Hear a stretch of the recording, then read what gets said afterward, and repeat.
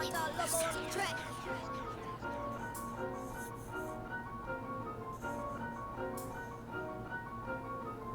I stay is in the rapture. They confused about what happened. Mama gave me wisdom through the sadness. Taught me how to make sense out of the madness. What's up, Love Tribe? It's me, Samantha. Today, before we get started, I want to give a special thank you to all my subscribers. I really appreciate the support. Thank you for liking and subscribing to this channel. I really don't consider you to be just subscribers. I consider you to be family. So once again, thank you so much for the support, and I look forward to the journey we go on together. So let's get right into it. The topic today is how to overcome racism. Disclaimer, I don't know how long this video is going to take, so you might want to grab you some popcorn, your favorite bag of chips, your favorite beverage, and just relax. Another disclaimer. You don't have to like or love what I say, but respect me, okay? I'm going to respect you, and I expect respect back, okay? I may say some things that may challenge your way of thinking, and I understand, okay? When the universe, God, whatever your name is for that higher power or source, came to me with this wisdom, I was challenged myself. So I understand where you may be caught off guard by some things I share with you. But please remember, I have the right to my opinion, and there's no need to belittle me, okay? So let's walk in love and respect for one another, okay?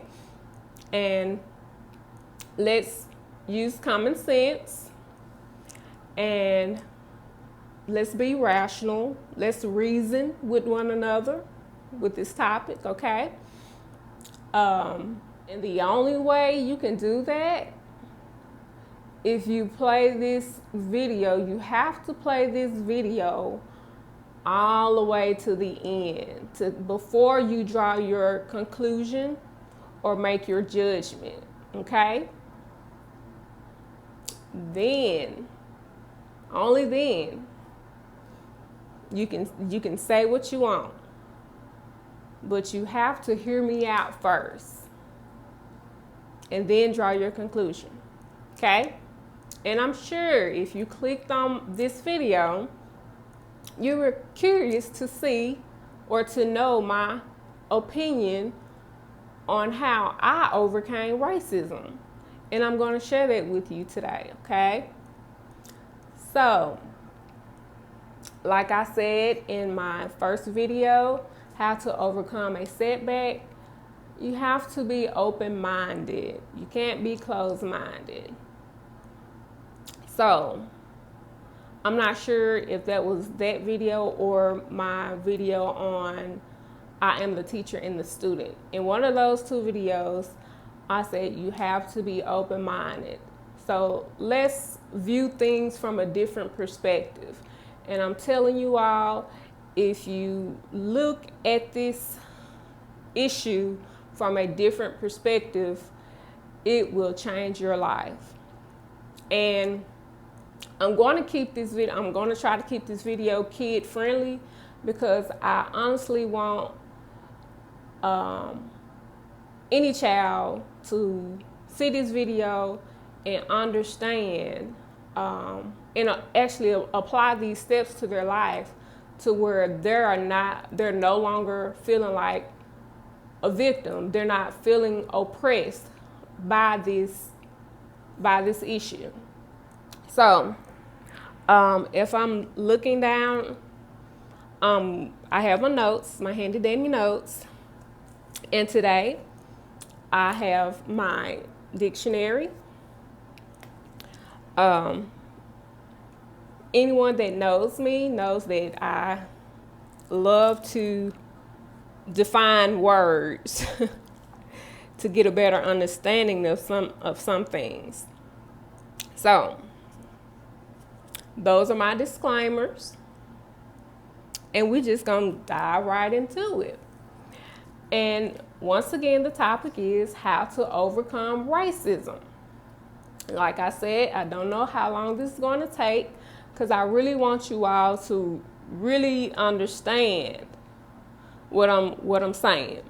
And I have my book for my points to keep me on track.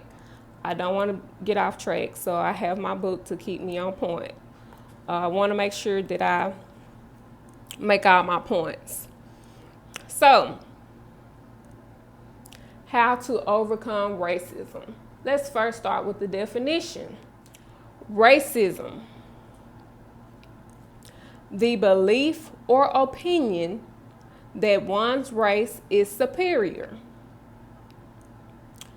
Second definition for racism: prejudice or discrimination based on racism.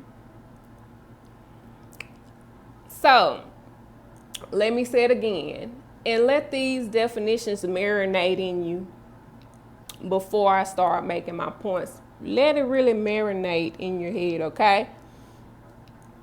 Racism: the belief or opinion that one's race is superior.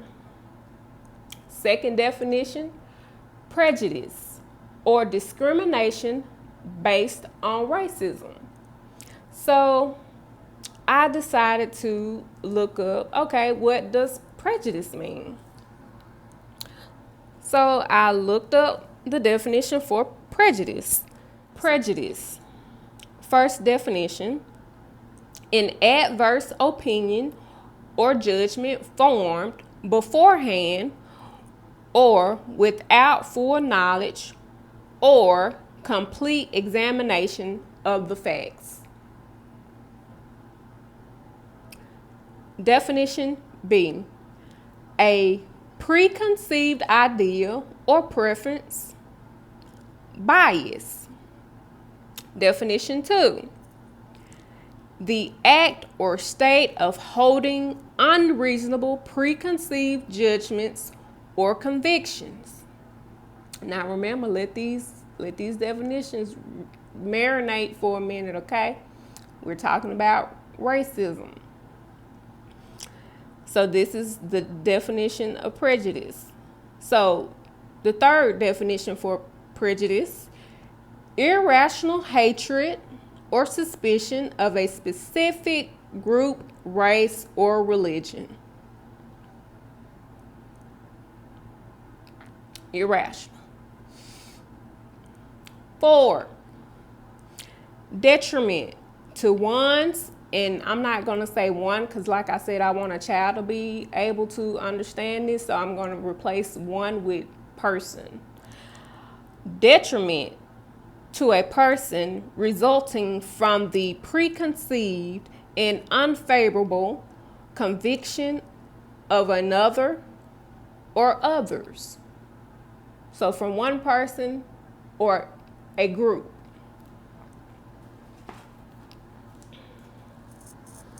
Okay.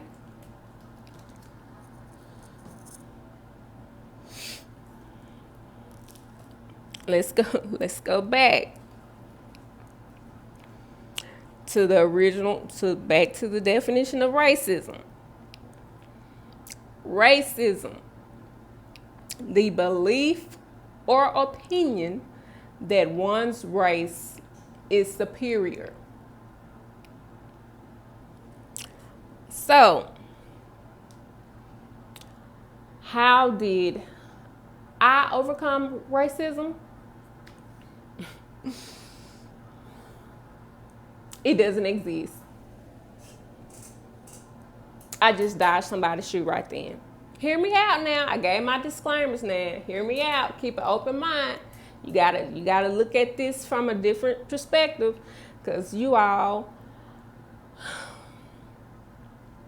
how long have we been putting up with this issue? How long? How long have we been putting up with this, y'all? So some gotta change. Let's start with us. And I'm telling you, when the universe came to me with this, I was challenged too. But when I understood, y'all,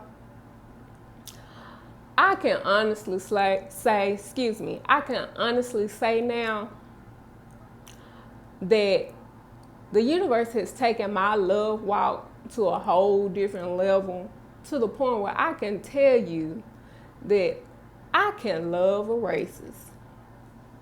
I know somebody probably like, this girl that lost her doggone mind. I'm so serious. Like,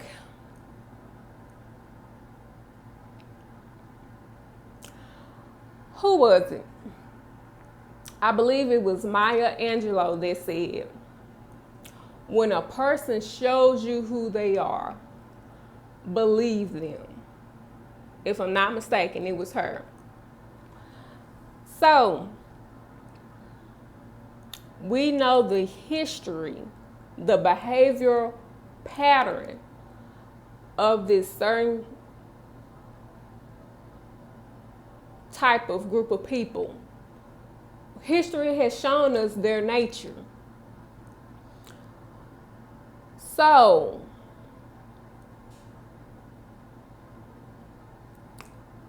why are we so bothered or disturbed by this particular group's nature when history has clearly shown us that this is how they behave?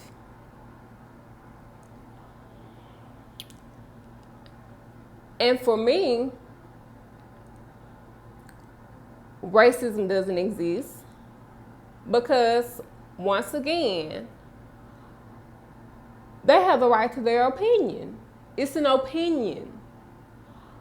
When did we start allowing someone's opinion affect us? Come on now, y'all. This gonna help. I'm telling you all, we gonna get it today. We gonna get it. We gonna get set free today, for real. We will no longer be oppressed. We will no longer tolerate. We won't tolerate it. You're going to have a different swag about yourself after this video. I'm telling you. So,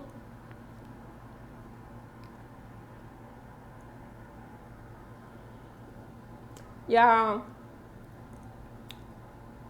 they have the right to their opinion. And I don't care for their opinion. Clearly, it's an ignorant, closed-minded opinion. And what is that to me? Nothing. It has no power over me. Don't let that ignorant opinion have power over you. So you may say, Sam, it's deeper than that. Samantha, is deeper than that. You know that we have years of history, over 400 years of history of racism. Okay, something my mother has always taught me is to, Samantha, be specific. Let's really get down to the meat of the issue. What's really the issue? Their opinion, their ignorant opinion is not the issue. What the issue is the disrespectful behavior and the disrespectful comments. That's the issue, because a person has the right to their opinion, even if it's ignorant and closed-minded. They have the right to that, and that's fine.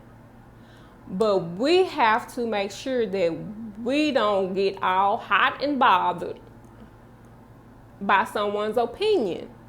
So, like I said, the real issue is the disrespectful behavior and the disrespectful comments. And today, I'm going to show you how to just not be bothered. Like, for real.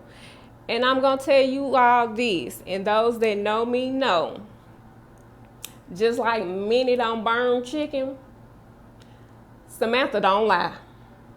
And I am not going to get in front of this camera and tell you to do something that I'm not practicing myself. I'm not going to be a hypocrite. I'm not a liar.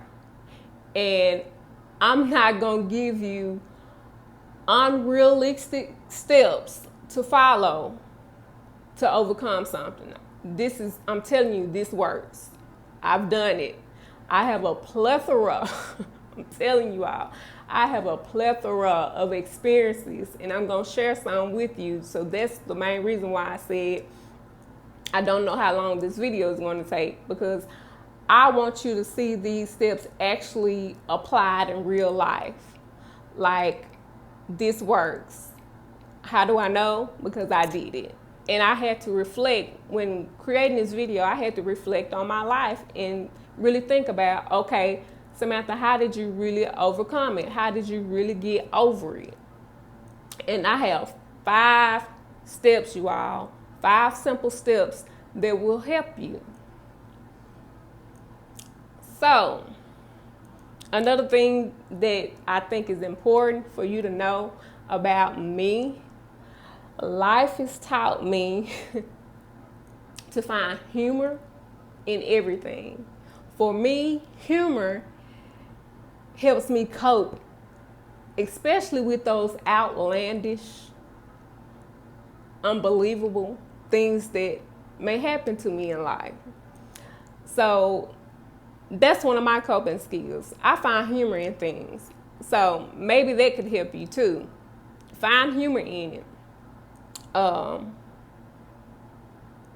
So let's get to it. Now we properly addressed what the real issue is. The real issue is the disrespectful behavior, the disrespectful comments. That's the issue. Because racism, definition, we're gonna do a virtual exorcism today. Somebody gonna get delivered. They gonna be set free from negative thoughts, negative energy, won't be worried about being oppressed, fearful. You gonna be free today, okay? And let me add this in. These steps can even be used on a bully. So those kids, you come across this, not only does it work on racism, racist people, but bullies. And a racist is nothing more than just a big bully, a grown bully. So this even works on any type of disrespectful person that you may come across in life. These steps work, I'm telling you. So,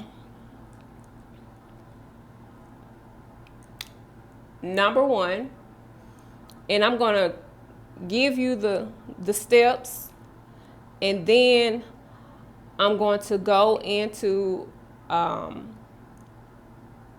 thoughts, and then there's going to be story time, okay?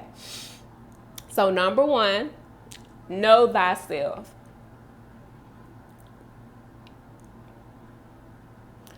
Number 2, the experience or the situation does not define you.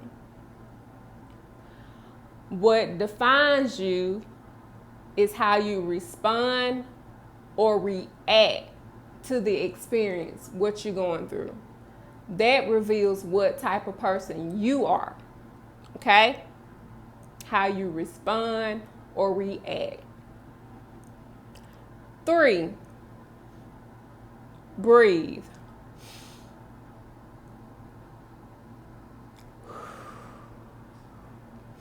Breathe in through your nose, out through your mouth. Breathe. 4, address the disrespectful behavior or the disrespectful comment. 5, Let it go. Okay? Let it go. Because I guarantee you, they not losing sleep at night. They not bothered at all. Okay? So, let's really talk about this.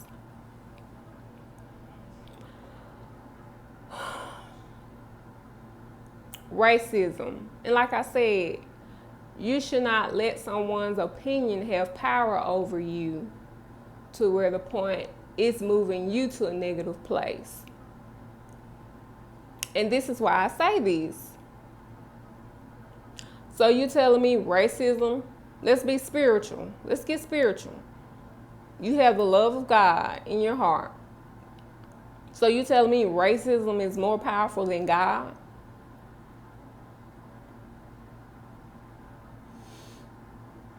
So you telling me, you know how to say, he got the whole world in his hand. He got the whole world in his hand. He got the whole world in his hand, but he don't have power over racism? So God don't have the power to give you some type of solution or wisdom over what you're going through? Come on now, we gotta get out of our emotions. And we gotta get out of our emotions, y'all. And what I've learned, we got to get out of our ego. And my definition of ego is this. Ego stands for emotion or emotions gone overboard or going overboard. So I try not to get in my ego, okay, when I'm experiencing an outlandish situation. I try not to get in my ego or my emotion gone overboard. So these steps are going to help you with that. Now think about it. If you don't want to take the spiritual route, maybe you have been through so much trauma or so much disappointment in your life to where you don't even believe in God no more. Okay, let's just take the physical. We're not going to even look at the spiritual side of it. Let's look at the physical, what really exists on the earth. Okay, all these successful black celebrities, Denzel, Samuel L. Jackson, Morris Chestnut. Let me put some estrogen in here. Let me get some ladies some shout outs. Vivica Fox. I think her name is Viola Davis.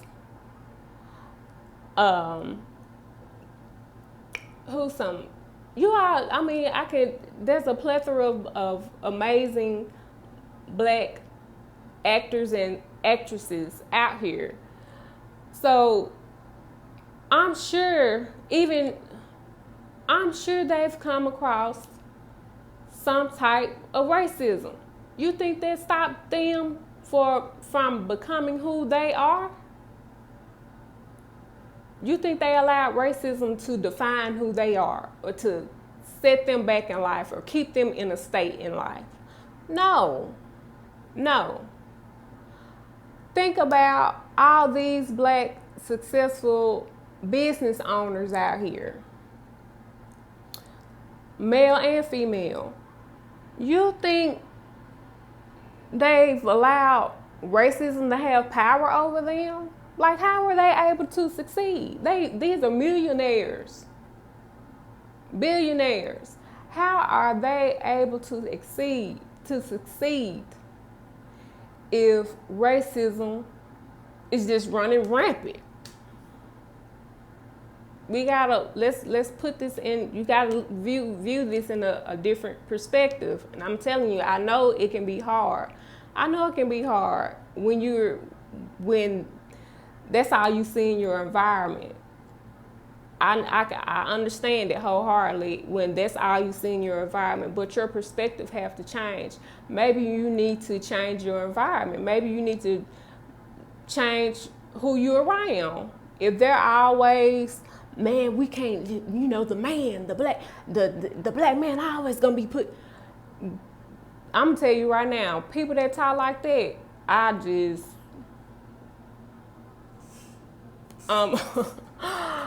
get ghosts. That type of thinking, that does not help you at all. That's hindering you. That's not helping you. Okay?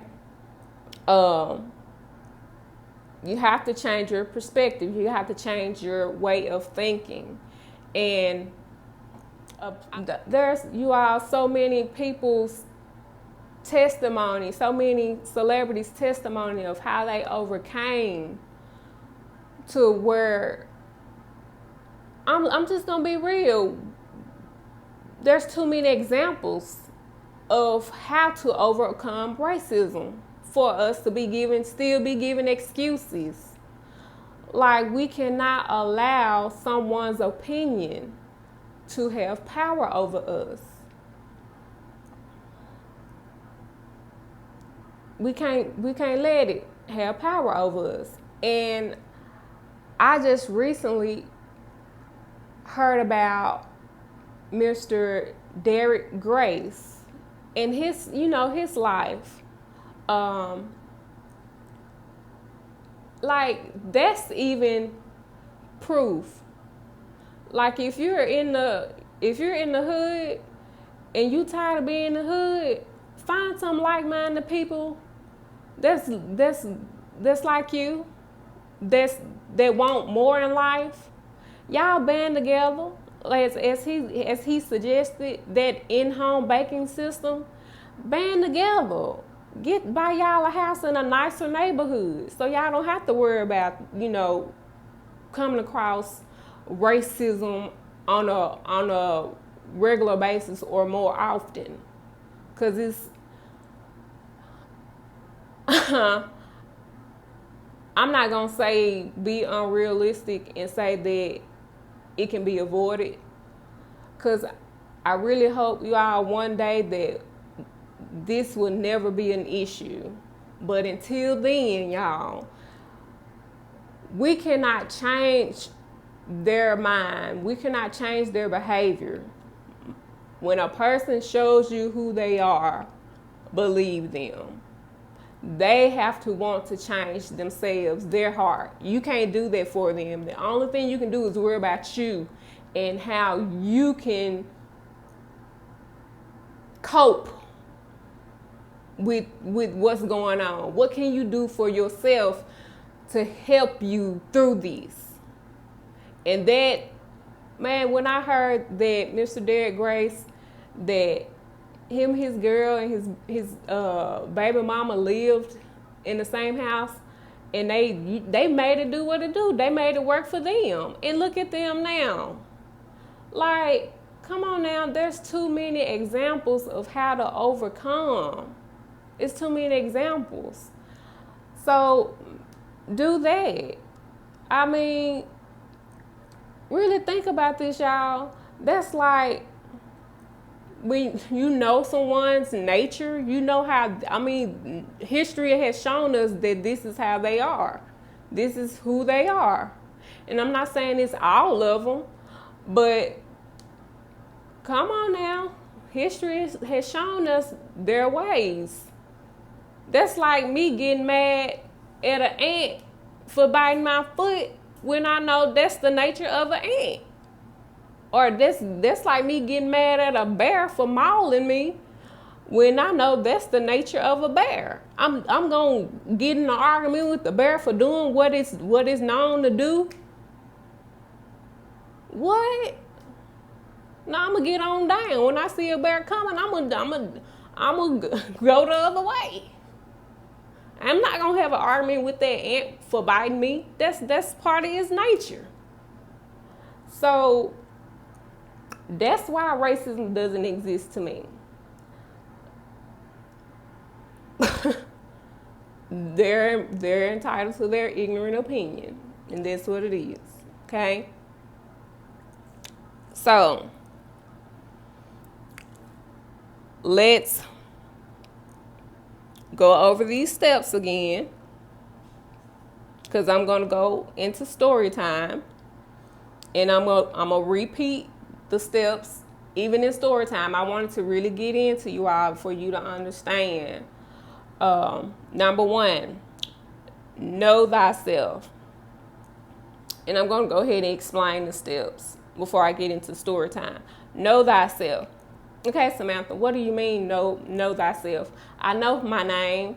I know where I stay at. I know my address. I know my social security number. What do you mean know myself? Know thyself. Know who you are as a person. Know your history as a black person. And our history as a people, it doesn't start at slavery. Okay? Our history does not start at slavery. Our history starts way before slavery. Okay? Slavery is not our history. Not all our history, okay? That's what I mean by know yourself. Okay? Well, you may say, well, Samantha, I'm so tired of, I don't really care for history. There's so much debate about who we are as a black people. I get so tired. We get so much confusion behind that. Whatever. Don't come to me with some history stuff. Okay, let's just stick with who you are as a person. Who are you as a person? Know thyself. Who are you as a person? And for me, example, I'm Samantha. I know who I am. I walk in love. I respect others. I'm honest. I'm a hard worker. I'm responsible. I have common sense. I'm intelligent. Go that route. Know yourself. And this is why it's important for you to know thyself. When you know who you are, and that's a poem, I can't remember who wrote that poem. We grew up saying the poem. Black child, do you know who you are? Who you really, really are? That poem, you have to know who you are. When you know who you are, no one can look you in your face and tell you who you are. You will be unbothered by their ignorant opinion. When you know who you are as a person, as an individual, no one can look you in your face and make you be something that you know that you are not. This is why it's important for you to know thyself. If you don't care for the history of who we are as a black people, just know who you are. Know what type of person you are. You got a good heart, then you have nothing to worry about. You are confident and secure in who you know you are. That's the point. You have to be confident and secure in who you are as a person to not be moved by racism. I'm going to leave in the description box detailed information on different people that shed light on our history as black people. If you're curious or you desire to want to know more knowledge and truth, okay? One of a great person I'm going to give a shout out to is he's considered an ancestor now because he's physically no longer here. Dr. John Henrik Clark. He's a great person to listen to, and I've left a link to one of his videos in the description box. He's a great person to listen to if you love history. So, and then another good person, she's on YouTube. Her name is Shy the Sage, but I think now she goes by Shy the Gemini. She has a good video on racism and how to really change your perspective, give you a better uplifting attitude about yourself, about the situation. So she's a good person to go look at. That video is a good video to look at. 2, like I said earlier, 2, the experience does not define you. What defines you is how you respond or react to the experience. Okay? If an ignorant person come to you with some foolishness, let them be the only one that looks ignorant. Okay? Let them be the only one looking ignorant. 3, breathe.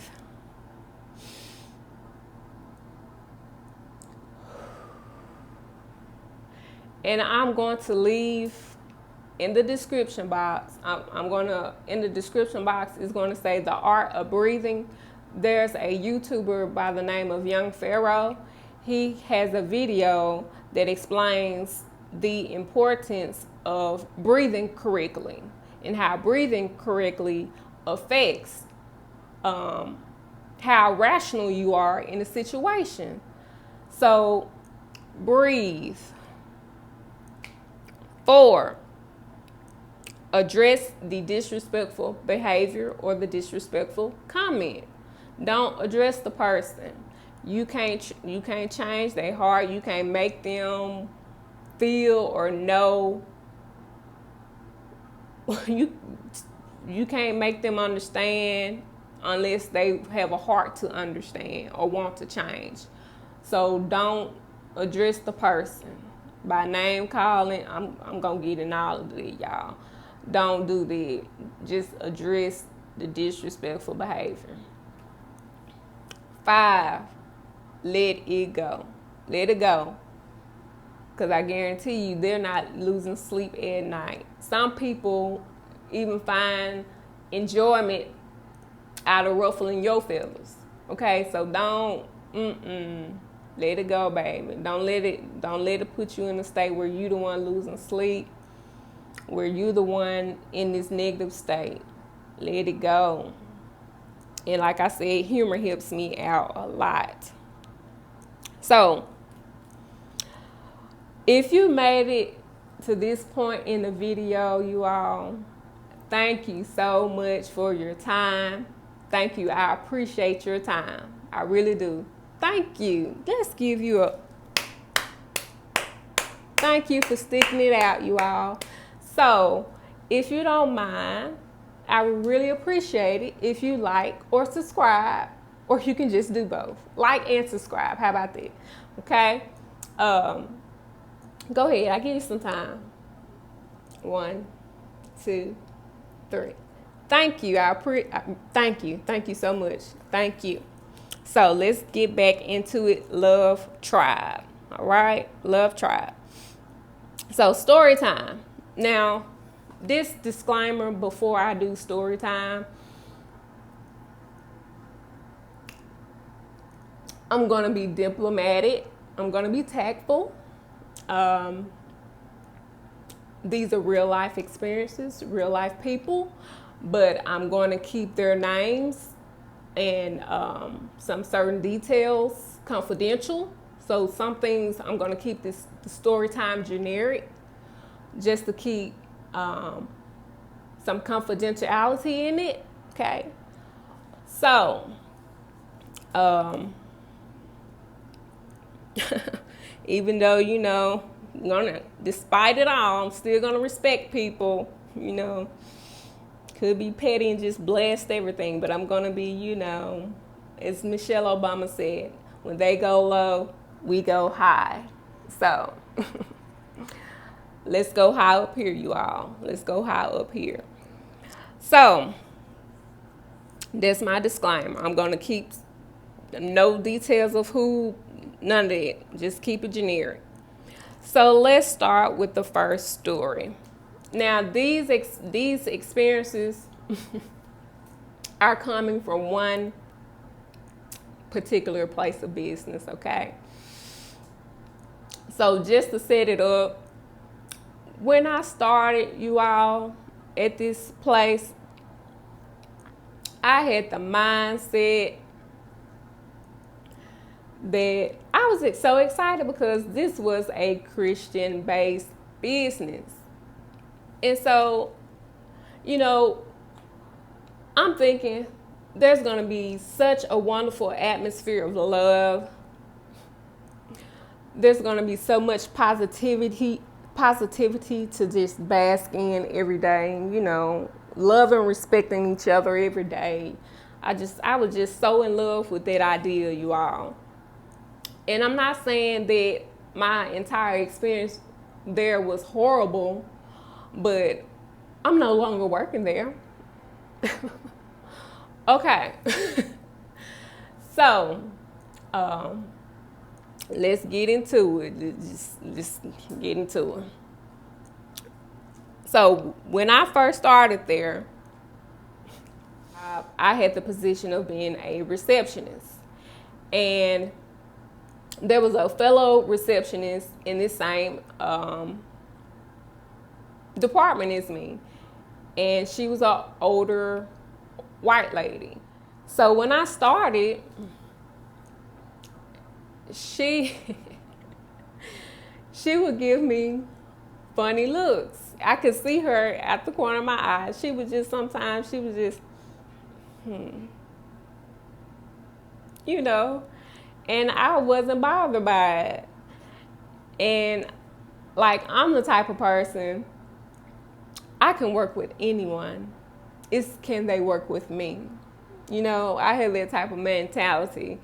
But I said in my head one day, because like I said, I wasn't bothered. I said, you don't have to love me or like me, but you're going to respect me. And I said that because I know what type of person I am. One, know thyself. I know what type of person I am. So I wasn't moved by the looks that I was given. I went in there being myself. And I didn't go in there trying to prove or disprove all the stereotypes. Let me come in here and prove to you all that no, I just went to do my job being who I know I am, a good person. So, like I said, you know, you don't have to love me or like me, but you're going to respect me. I said it in my head. I didn't even say it to her, you know.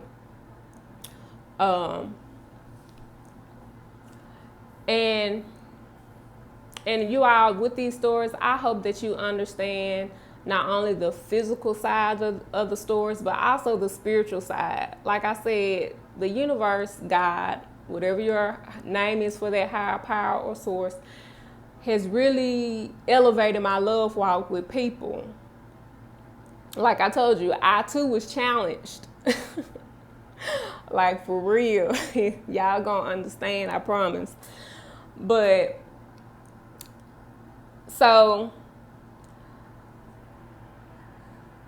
you know, as I'm working there, I'm observing.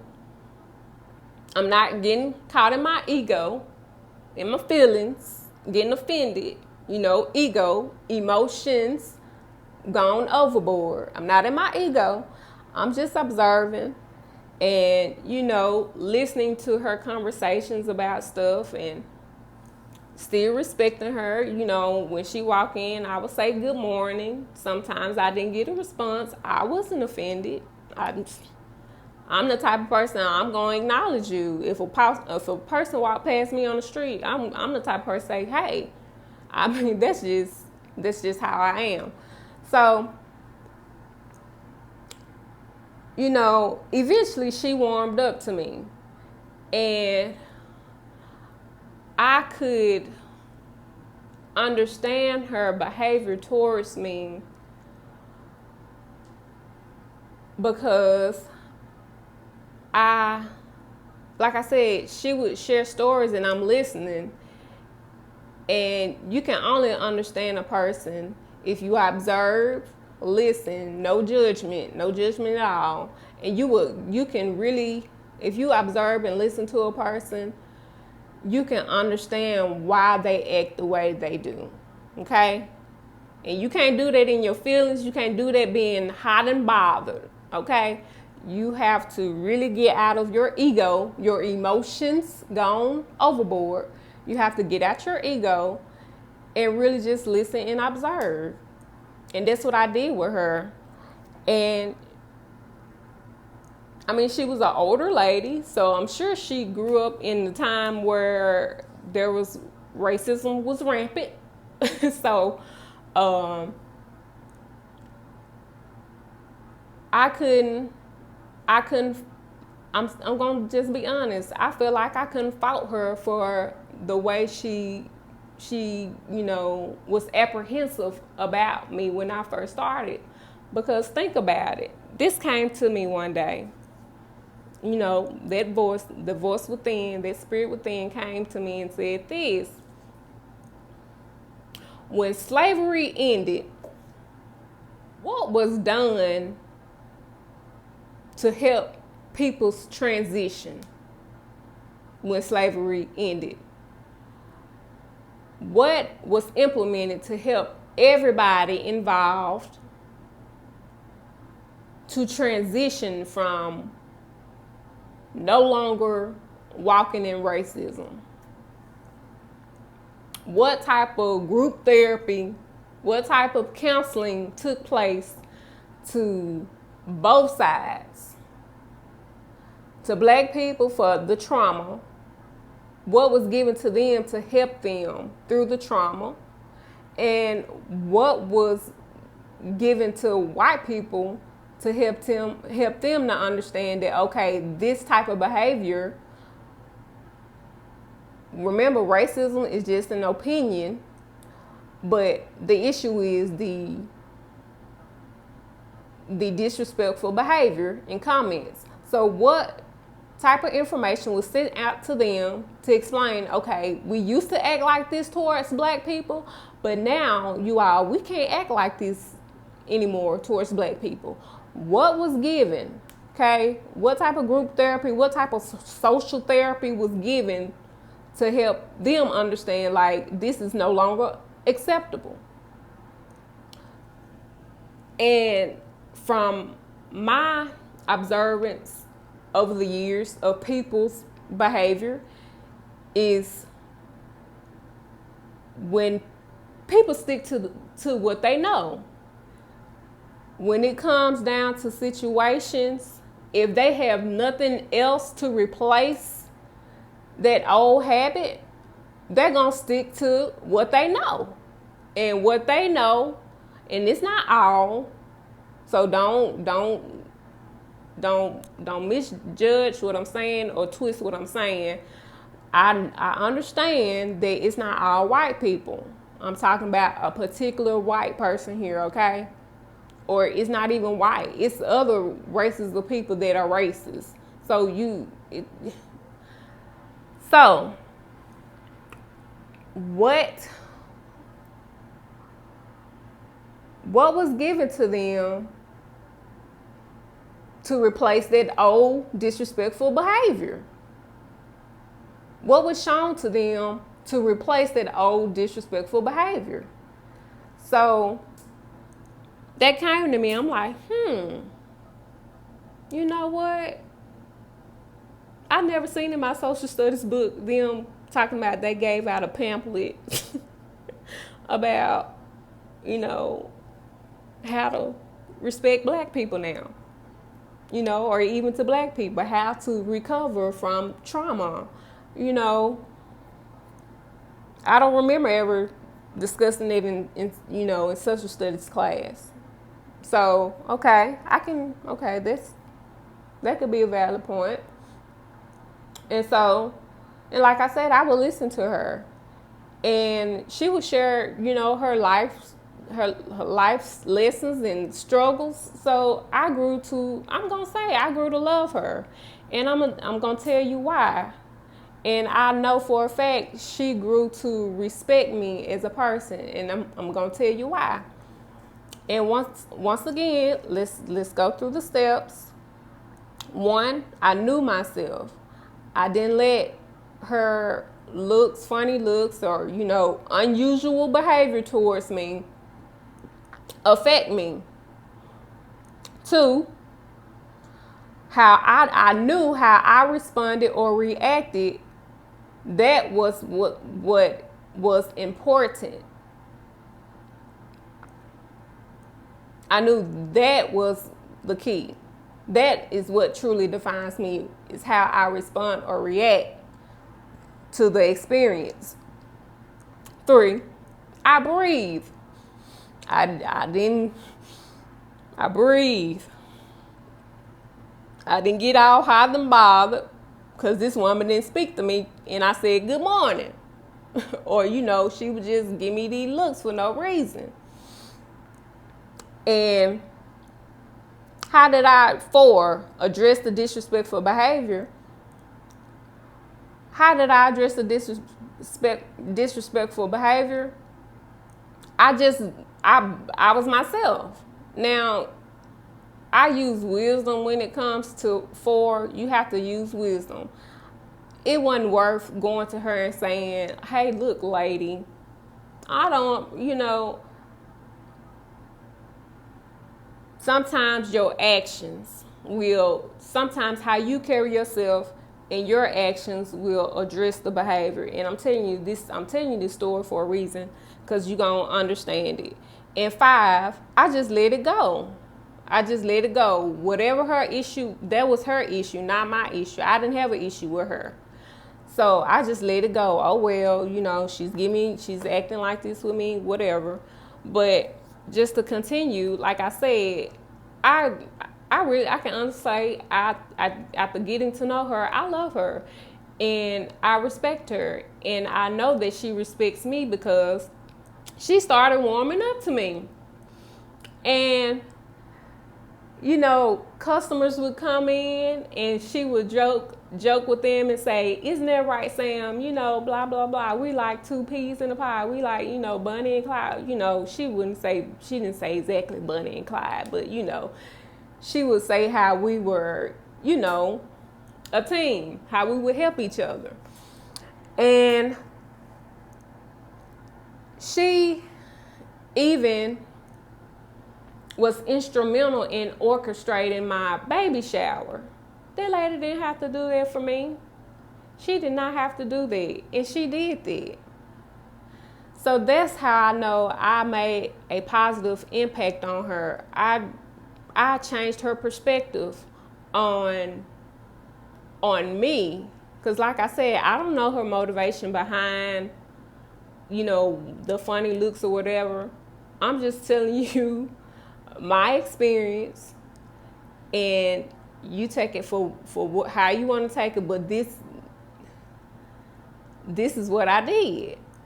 And like I said, I understood, I looked past what I felt was racism, and I observed, I listened, and I understood her. I understood what it could possibly be. And like I said, I'm going to add this on, and then I'm going to go to the next story. This is another reason why I said I know I changed her perspective or her point of view, is that, like I said, I was aware of the type of atmosphere I was in. Like, some customers would come in and just walk right past my desk, wouldn't even acknowledge me, and go to whoever office they wanted to. They would not even look my way. And this one person, he actually worked there, and he decided to go to her desk and ask her for someone in my department. You know, she's a receptionist for another department, and you know, I was a receptionist for my department. And so this person, this employee that worked there, he decided to go to her desk to ask for someone that works in my department. And she politely, y'all, I'm telling you, she politely told him, she said, and she would always do this. This wasn't her only time doing this for me. She would say, well, sir, you're gonna have to go talk to Sam over here. She'll help you out. And she directed him to me. But did he listen? Did he respect that? No, he took his happy tail walked right past me and went to whoever office he was looking for. So that's how I know. She respected me. Her view changed to me. And it was all because I worked these 5 steps. I didn't go out my way trying to prove who I am and who my people are. I went in there being myself because I know myself.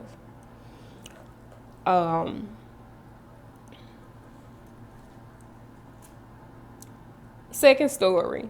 Y'all, I really want y'all to get this. So I really don't care how long this takes, because somebody gonna really get it and really be set free, like for real.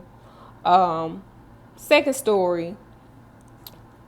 A fellow receptionist from another department. She was introduced to me because our departments work so closely together. So when she started, she was introduced to me. And, you know, she seemed like a really nice person. And remember I said I like to find humor and stuff? Okay. So she came to me one day. I was walking through, and she said, hey, can I stop you for a minute? Can I ask you something real quick? And I said, sure, yeah, what's up? And she said, do you know how to apply for Medicare? And in my head, y'all, I was clenching my pearls, y'all. I said, why, I never, me? Medicare? Me? And that's not knocking anybody that's on governmental assistance. But I'm like, what about me says Medicare? That's where I'm like, you know, and so she asked this, and I laughed a little bit. I said, I don't have Medicare. I have insurance with the company. And I'm gonna tell you how sophisticated petty I can be. I told her, you know, after I said I have insurance with the company, I said, but I can find out for you how to get Medicare. I can find out for you. So she said, okay, thank you, you know. And I went back to my desk. Y'all, I was hot and bothered. I was really bothered by this girl coming to me asking me about Medicare. I said to myself, I said, out of all the people in your department, why you come to little old me about some Medicare? Why you come to me? What about me? Out of all the people in my department, why you come to little old me? I'm like, is she stereotyping me? Like, where is this coming from? So,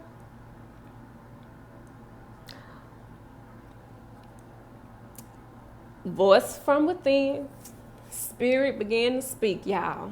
And I saw it from a different perspective.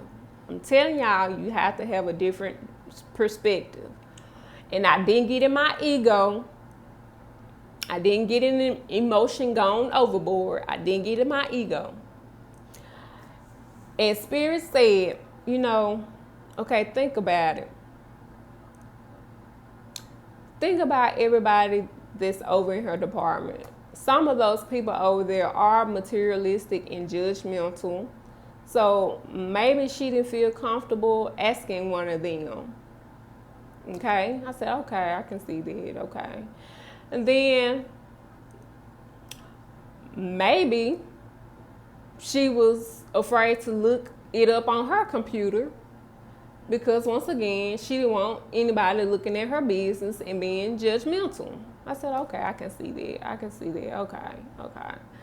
So I kept my word to her. I looked up the information for her. And I know you probably like, girl, you got your doggone mind. Ain't no way I would have did that for her. But but I did. But I told you my explanation for doing it. I was being sophisticated petty. Okay? I did it to be petty. I was being sarcastic, okay? So I kept my word. I gave her the information, and I was through with it. Y'all, I was through. I was through with her. I wasn't expecting to hear from her no more because I was offended. I didn't know how to feel about the situation because I just wanted to be through with it. So let me tell you how God works, y'all. I'm telling you. This is why racism don't exist to me. I'm telling y'all. So she emailed me one day and she said she invited me to go out to dinner with her. And I'm like, what? I'm through. I was through. So I said, sure. And when she offered that, I'm like, okay, maybe she ain't what I thought she was, And I said ain't. I'm bilingual, so I'm bilingual, y'all. So, maybe she's not who I thought she was. Said, okay. And so we went to dinner. You know how you getting to know each other. You ask about each other's background, life story. And I shared with her that what job I had previous to this job. And she said to me, you know what, Samantha, you don't seem like a person that will work there. That job didn't fit you. You so much better than that. And I was like, thank you. She didn't have to say that. She gave me a compliment. I was like, wow, okay, thank you. And y'all, she started giving the tea. She started pouring the tea because she was leaving. And that was the whole reason why she invited me to go out with her. She was leaving. And during the dinner, she's giving me the tea, the real business on what motivated her to leave. And it was like what Spirit said to me. She explained that, certain people over there were judgmental and they didn't actually walk in love and respect each other, respect other people. And I was like, no, girl, no. And she's like, yeah. So I'm like, okay. And she explained to me how that she was promised a position to be promoted, and it never happened. And like I said, y'all, God is the universe in her just glorious ways. I'm telling you, she there's a reason, y'all. So when she said that about she was promised a position, my ears perked up. I'm like, because at this point, she doesn't know that I was offered a promotion. So I'm listening. I'm like, oh, let me pay attention. And she, she said, Samantha, I was, really hurt by that. I really had my heart set on, this promotion. It was going to be a really big thing for me. And she said, just be careful there. They may not keep their word to you on certain stuff. I'm like, okay, I'm right. I kept what she said in the back of my noggin, but people are entitled to their own opinion. So I'm the type of person, I don't get moved by other people's opinion on other things. I see things for myself before I draw any conclusion. So I heard her opinion, I respected it, and kept it in the back of my noggin and moved on from it. And so that wasn't the only time we went out. We would text each other and catch up and check on each other, make sure each other was all right. But the universe had to check me. Like, I thought she was stereotyping me. And maybe she was, and she learned the lesson too that day, that all black people don't have Medicare. But I learned that not all white people are racist. Like, she is a cool person. I can really honestly say today that she's a cool person. And yeah. So, walk you through the 5 steps on that story. Know thyself. I knew myself. I wasn't moved by, the experience of her asking me, was I on Medicare? I was moved to the point where it did disturb me, but did I get irate and, call, are you coming? I could have went to her and been like, are you asking me this because I'm black? I could have did the hands and everything, y'all, but I didn't. I didn't. I was mindful of how I was responding and reacting to the situation. I breathed. I addressed the situation in a polite manner. And then I let it go. I let it go.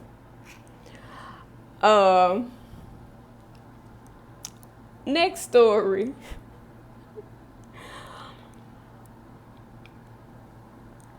This particular coworker, y'all. Whoo, y'all. This particular coworker. You all, I try to give people the benefit of the doubt, even especially with this experience with the fellow receptionist. I was really moved to, from there on out, to give people the benefit of the doubt before I, got in my emotion gone overboard. I was gonna really give them the benefit of the doubt. So with this particular coworker, I tried to give her the benefit of the doubt. Okay, I tried to make excuses for her. But just listen, okay? Just listen. And you draw your own conclusions, okay? But first, hear the story, the real life experiences, okay? So, first story with this first experience with this person. Black skin.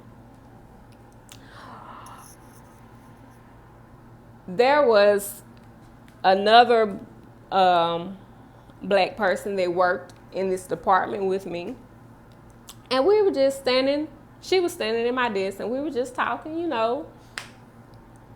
And this white coworker, happened to walk up and join in.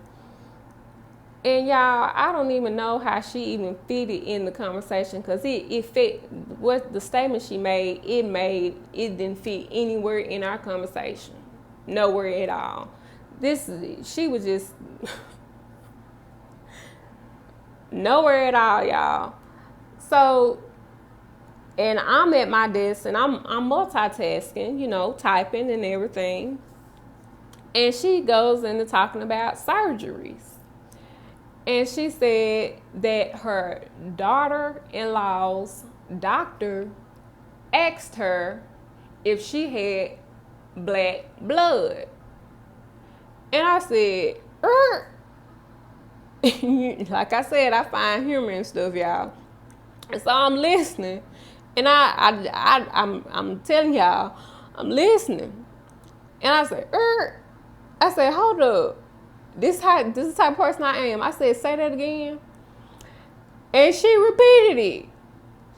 She repeated it, y'all. She said, my daughter-in-law's doctor asked her if she had black blood. And she said the reason that he asked her that was because black people's skin keloids.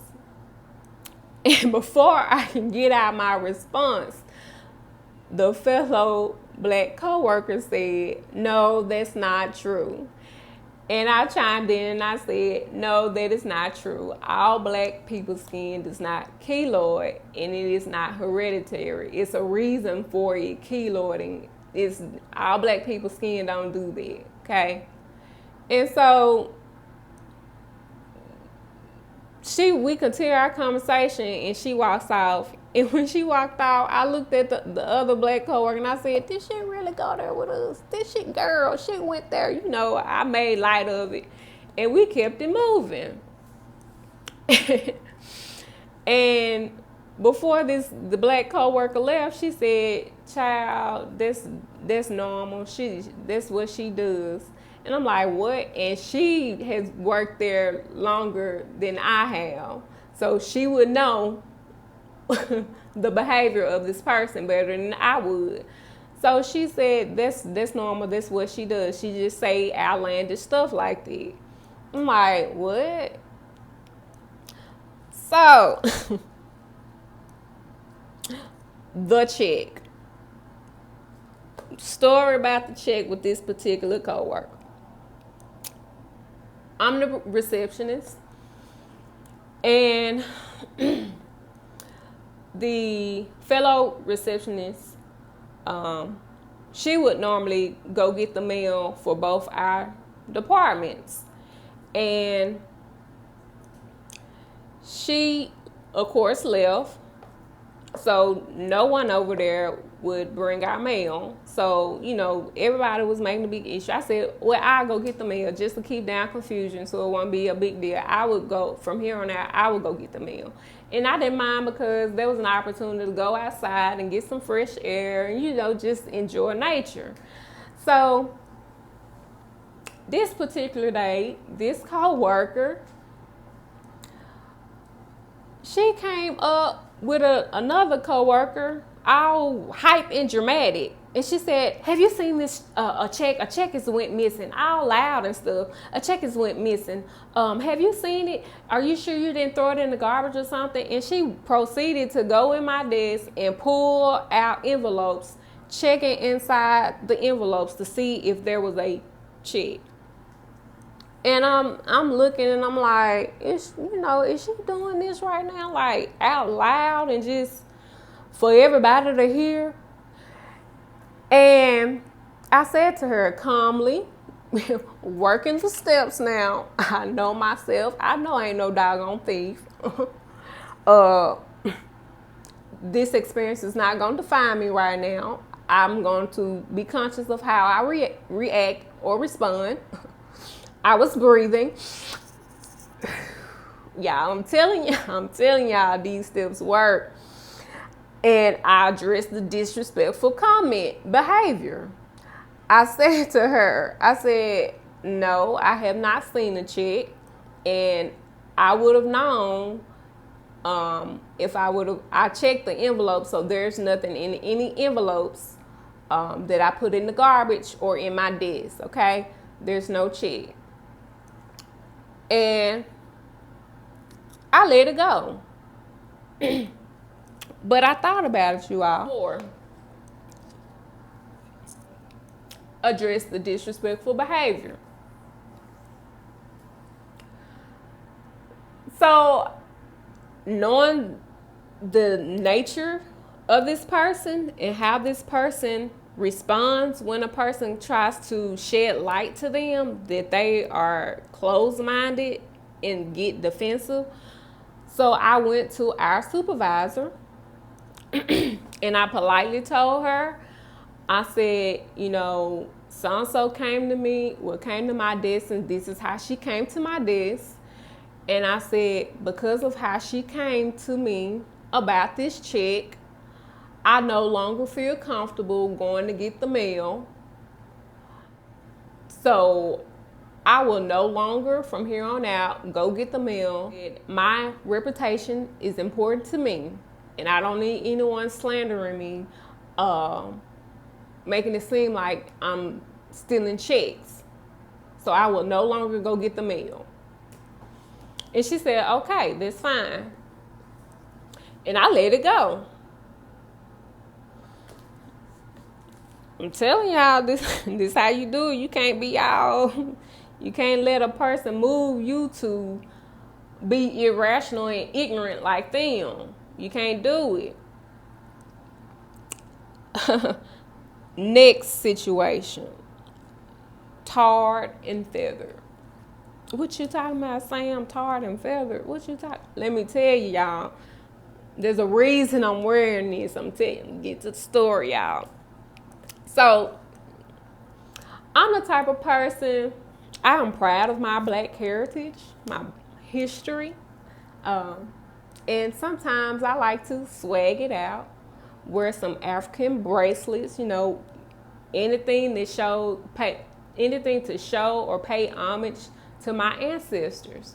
And another way is to wear lovely head wraps. So this particular day, I went to work with this head wrap on, and she's standing behind me at my desk, because my desk was L-shaped, and she's standing behind the edge of the desk this way. And she makes this odd, don't fit anywhere statement, and she says, anyone that doesn't turn in their work on time should be tarred and feathered. And I said, what? And she just walked off. I'm like, I know this lady didn't just do this. I'm sitting here with this. I know she just didn't stand behind me.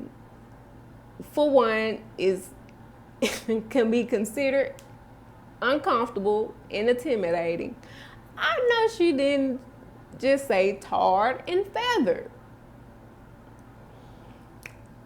So, work the steps, y'all. Work the steps. I worked the steps, y'all. I didn't get in my ego. I didn't let my emotions go overboard. No, I didn't. I breathed. Y'all, I couldn't do nothing else but breathe. Couldn't do nothing else but breathe. Y'all, I was shaking. I had to get a second opinion, y'all. Sometimes before you react, it's best to get a second opinion. And before I reacted, you all, I wanted to get a second opinion. So I went to the coworker that worked there longer than I have and knew this person better than me before I moved into a state of irrationality. And it's probably not even a word, but I'm telling you, this was the state I was in. I was just, you know.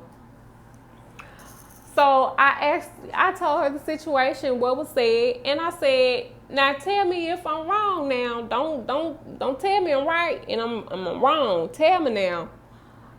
I said, am I being irrational for thinking that this is a racist comment?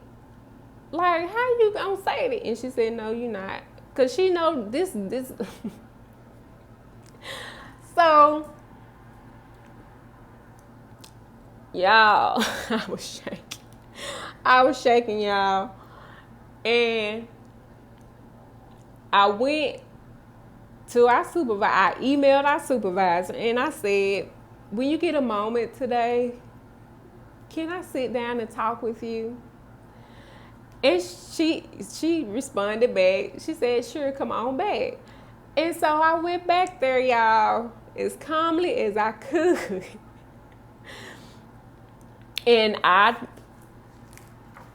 step number 4, address the disrespectful behavior, the disrespectful comment. And I said to my supervisor, I said, we all know this particular person, and we know at times that she could say some outlandish stuff. I said, and I'm trying to give her the benefit of the doubt. I said, but this statement, I cannot let it slide. I cannot let this statement slide. And I told her what she said.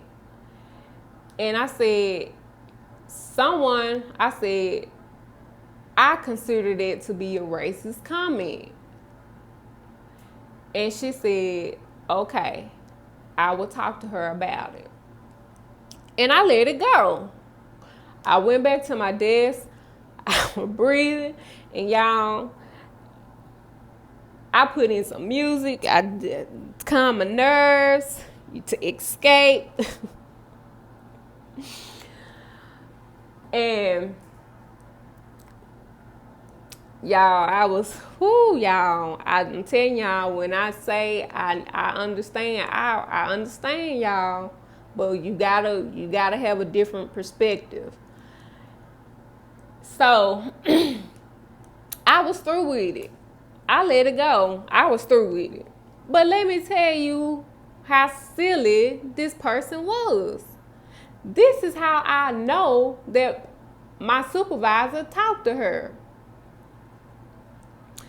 She went into another person's office, and all I heard was, nope, not my problem. And I'm like, that's strange. So I'm doing my work, I'm over it. I'm in my head, I'm done with her. Like, that was just really uncalled for. I didn't put up enough with your outlandish comments. So So she goes to another person's office. And as she's walking into the person's office, I heard her say, well, I guess I did it again. My mouth got me in trouble. And I'm like, Lord, this lady ain't got enough sense to even keep the conversation confidential. This is how I knew that my boss kept her word and talked to her. She didn't even have enough sense to keep the conversation confidential, y'all. And at that point, y'all, I felt like she was creating a hostile work environment for me. Like, why would you be going around to different people's office telling them what just happened? Why would you do that? So I was completely done with her, y'all. I was so glad that the situation happened, because I felt like that was going to be the end of her coming to my desk like that.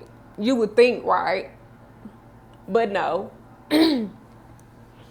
But through that situation, like I said in the beginning, I observe people and I listen to, their stories.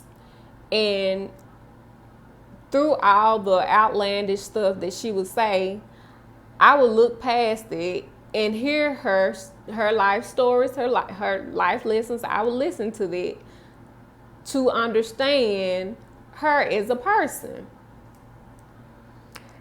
And y'all, I'm gonna tell you how the universe will set stuff up. Like, this is why I didn't even trip about that to the point where it would move me to quit. That lady life was out. She was already having so much turmoil in her life. Like,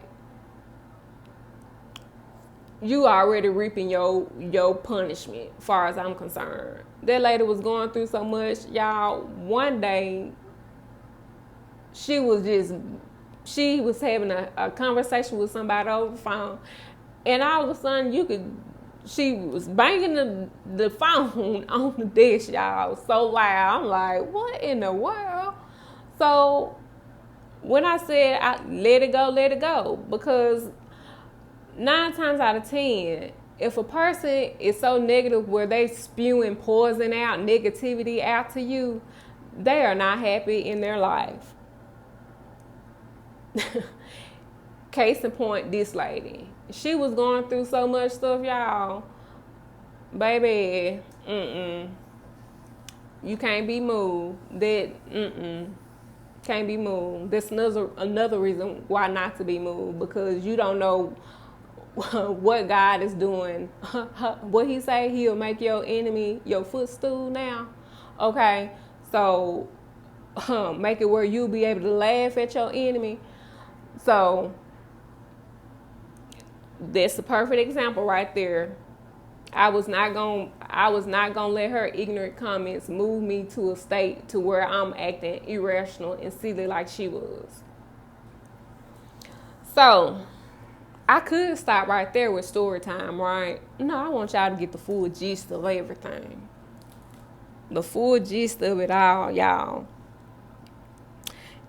And keep in mind the story with my fellow receptionist friend that we went out to dinner and she told me about, be just aware of stuff. Keep it in mind. So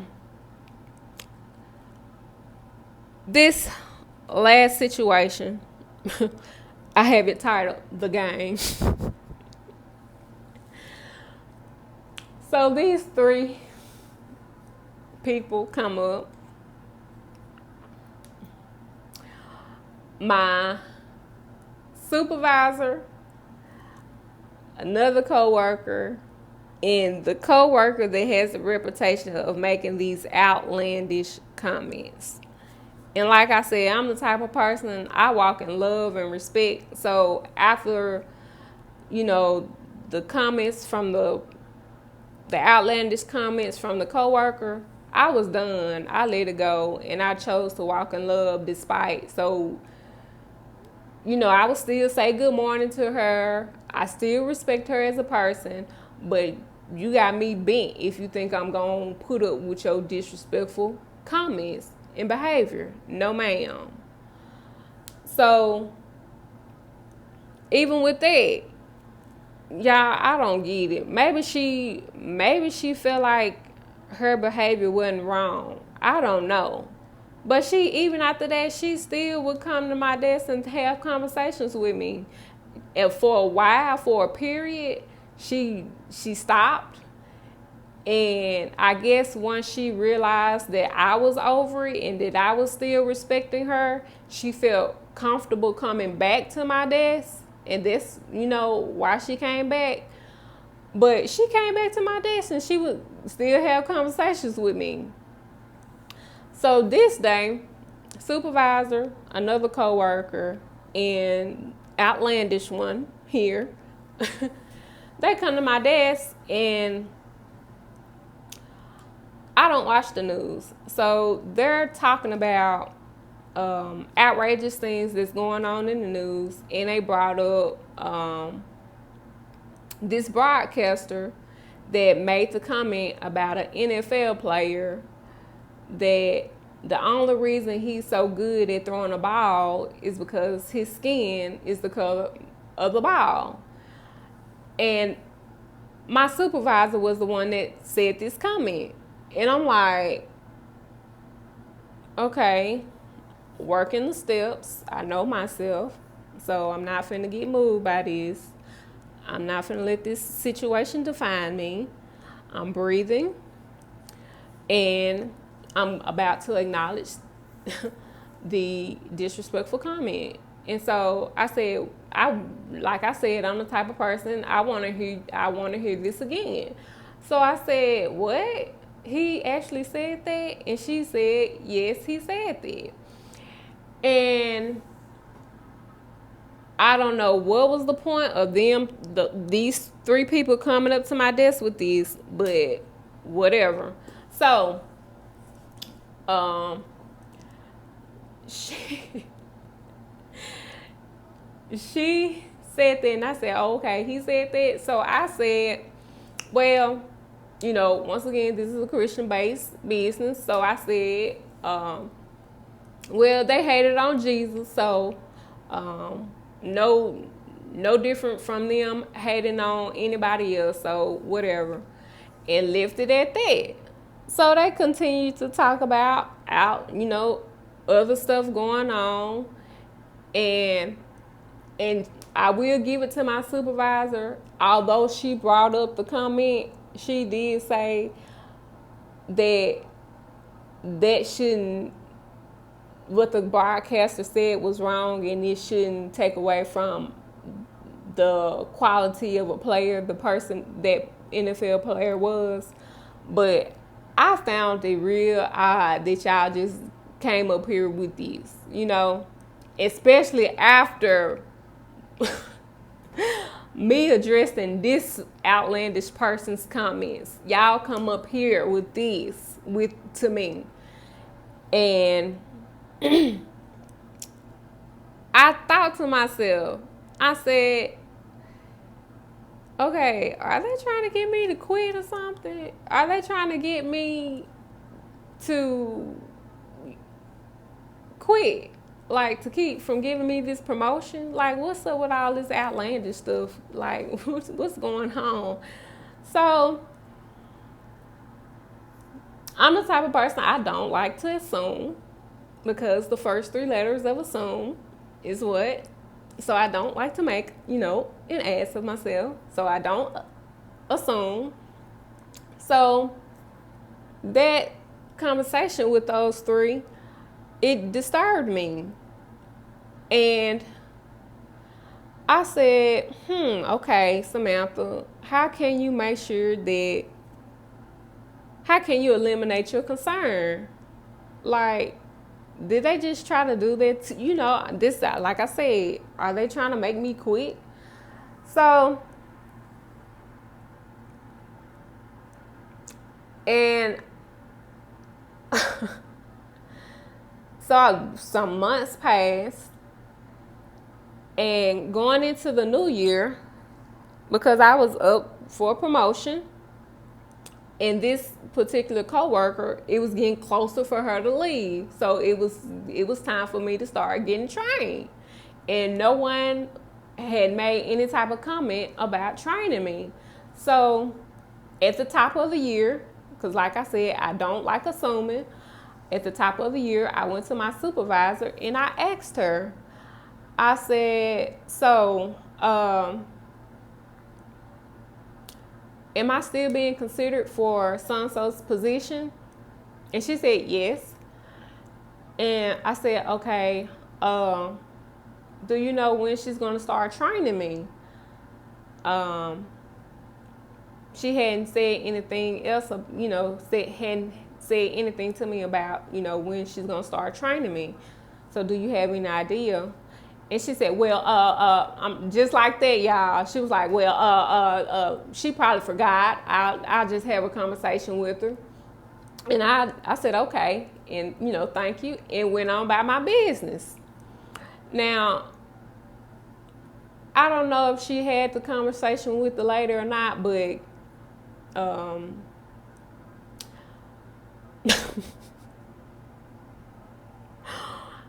I wasn't trying.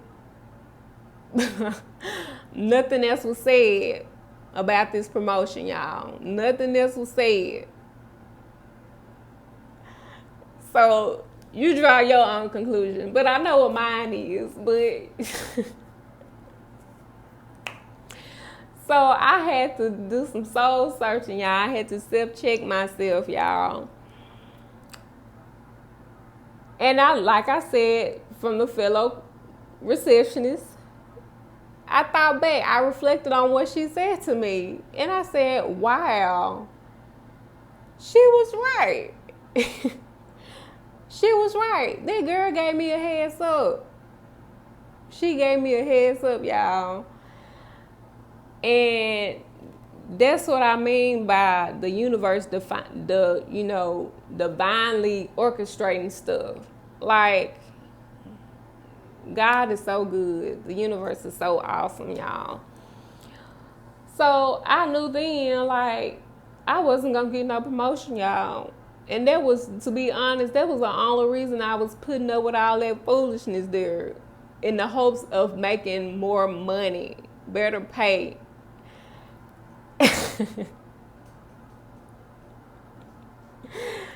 So, like I said, I did some soul searching, y'all.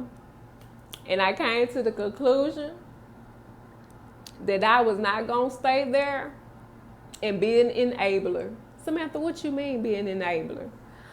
I was not going to stay at that job and allow them to think that their behavior was okay. I feel like if I still stayed at that job, amongst other reasons of why I'm not there, I feel like if I stayed there, I would be telling them that their disrespectful behavior and comments are okay. And I was not going to do it. I was not going to do it. So, y'all, to wrap up, I know this has been lengthy. So if you made it to the end of this, thank you so much for listening. And I really hope that listening to this plethora of experiences have really given you a different perspective on how to carry yourself when it comes to racism. Because y'all, I can go on and on. I have more stories, but I'm not going to talk your ear off. But to wrap up, how to overcome racism. 1, know thyself. Know who you are. 2, what defines you is how you respond or how you react. 3, breathe. Breathe. If you can't do nothing else before you react, baby, just breathe. For real. Breathe. 4, don't address the person. Address the disrespectful behavior or comment. I could have called outlandish talking lady. I could have called her a racist to her face. I could have said, you this, you. No, I addressed the behavior. Because did she really say that she was a racist? Did she, you have to address the disrespectful behavior, comment. 5, once you do, let it go. Let it go. Don't lose no sleep. Don't let it move you into a negative state. Let it go. Find you some type of outlet. Like I said, I find humor in it. I would come home, talk to my hubby, and, we'd joke about it, make a joke out of it or whatever. Or with my coworker, we'd joke, make a joke out of it. Or, do what you need to do to cope with it. Play you some music. Find you something uplifting. Do what you need to do, but you let it go. Don't let it move you into a negative state. If you haven't already, like and subscribe. Once again, thank you so much for listening, taking the time out to listen. And if you made it to this end of the video, I really know you're really a part of this love tribe. Thank you, boo. You really do seek knowledge, wisdom, and truth. Thank you. We all do here at Love Tribe.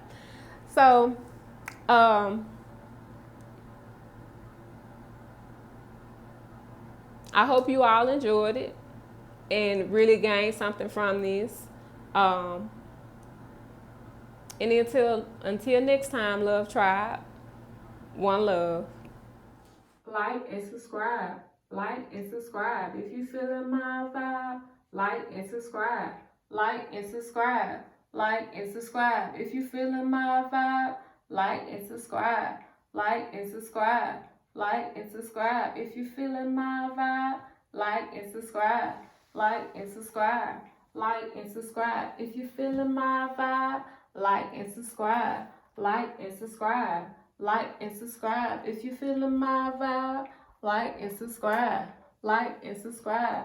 like and subscribe. If you're feeling my vibe, like and subscribe.